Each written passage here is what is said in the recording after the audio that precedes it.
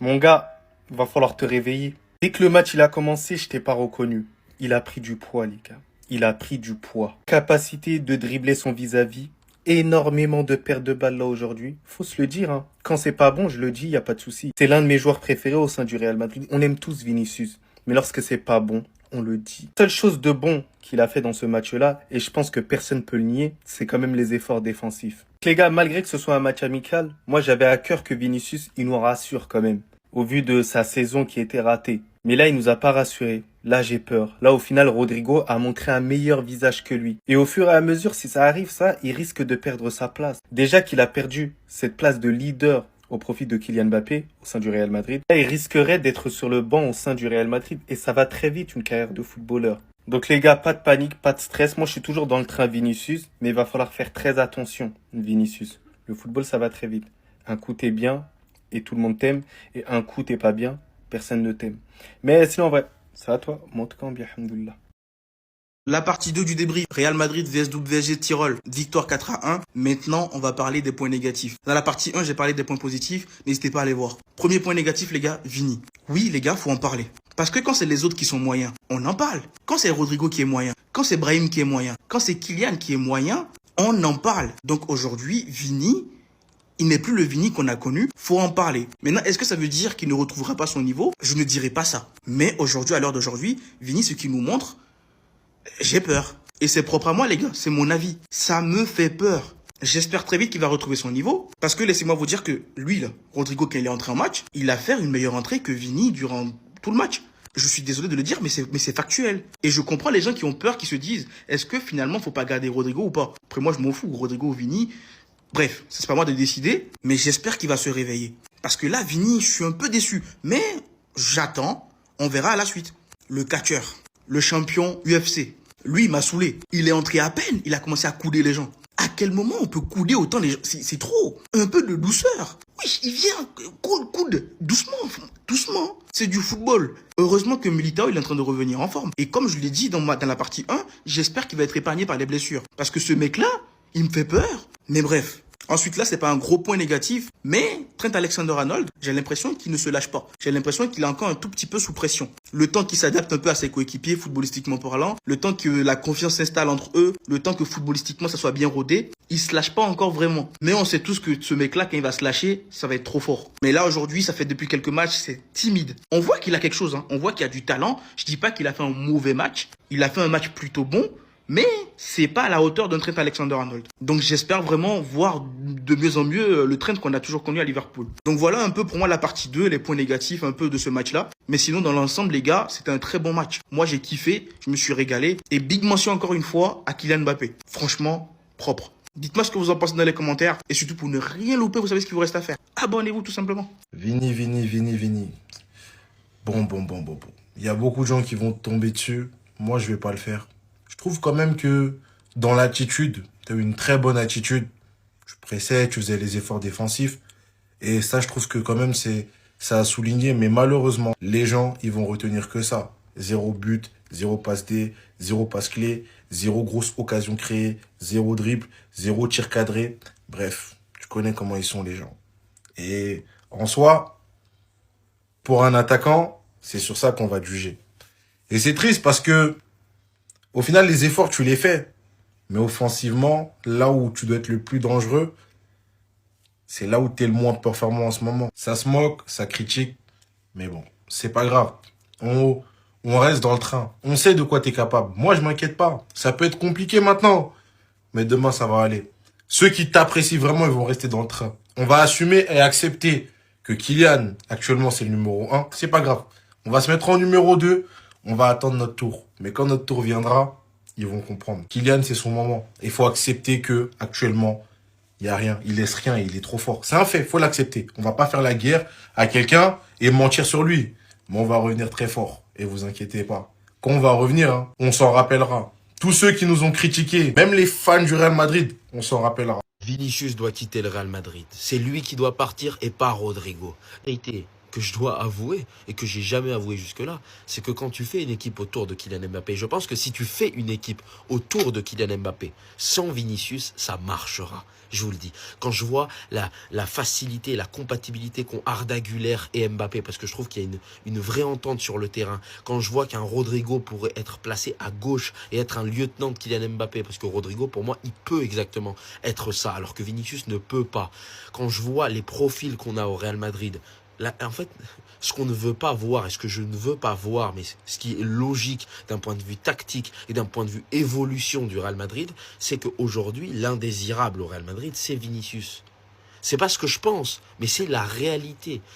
Ça te réglerait tous les problèmes pour moi, en tout cas pas tous, mais tu as réglé déjà le problème défensif. Pour moi, tu réglerais un problème d'équilibre, parce qu'au lieu d'avoir deux mecs qui courent pas, tu n'en aurais plus qu'un. En l'occurrence Kylian Mbappé, parce que Vinicius, les tâches défensives, c'est pas non plus ce qu'il aime le plus. En l'occurrence, tu enlèverais aussi une épine du pied dans ce truc de bataille de salaire.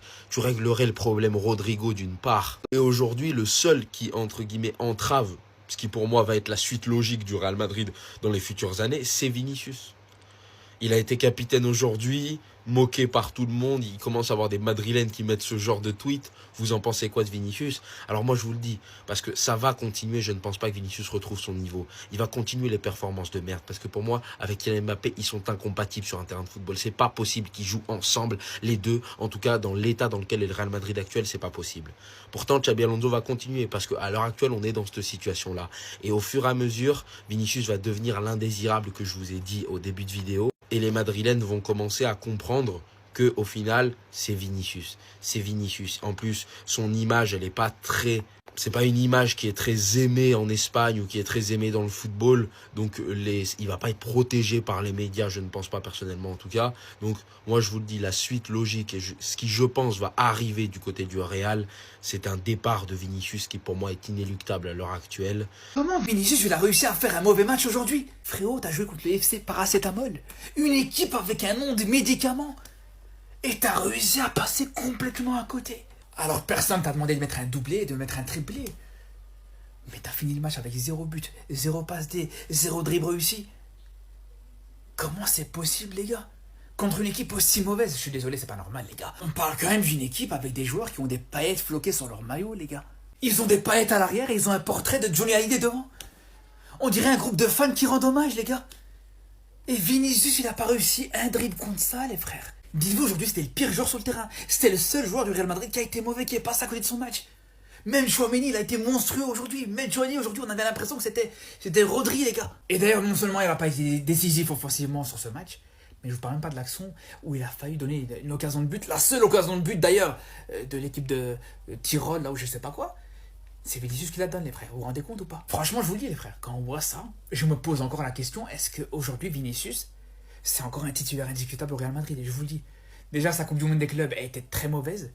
Mais en plus de ça, même contre une équipe comme ça, où il est censé reprendre un petit peu en confiance, revenir un petit peu dans sa saison, même là, il passe à côté complètement, les frères. Non les gars, commencez même pas à me parler du but et du contrôle de foot de Mbappé. Parlez-moi seulement de la pression que tous les joueurs du Real ils ont exercée pour permettre le but de Mbappé. C'est ça qu'on vend. Même si Vinicius les gars, je vais pas commencer à le choupa choups alors que sur le terrain, vas-y, on dirait il était lourd. Je pense que c'est notamment dû au terrain. Il faut se le dire les gars, le but de Mbappé est en grande partie dû à cet homme-là. Je parle même pas de Arda Güler, je parle même pas de Dean Huijsen, les gars. Mais c'est quoi cette équipe de ouf? L'équipe du Real Madrid, on dirait qu'elle est revue, les gars. Mais il ne faut surtout pas oublier, c'est un match amical. 2-0, la mi-temps elle vient de se finir, les gars. Qu'est-ce que vous voulez de plus? Le Real Madrid qui propose un beau jeu. On s'attendait encore à se faire marcher dessus, les gars. Même par des équipes amicales, on se faisait éteindre. T'as vu l'équipe du Real Madrid, les gars, en qui on avait confiance à regarder jouer? On l'avait plus. Cette étincelle-là, les gars, elle avait disparu. Mais là, on la retrouve petit à petit.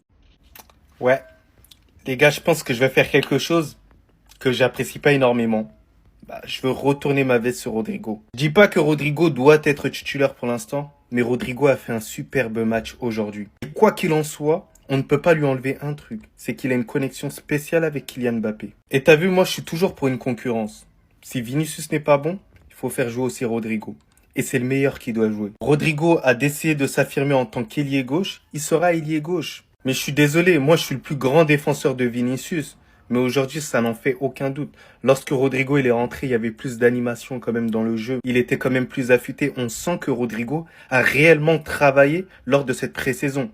On le sent direct, au corps, direct. Donc les gars, je vous cache pas que c'est un homme déterminé un homme revanchard, un homme qui va rien lâcher. Donc comme je le dis souvent, c'est le terrain qui parle. Si Rodrigo est bon sur le terrain, il n'y a pas de souci, il doit jouer.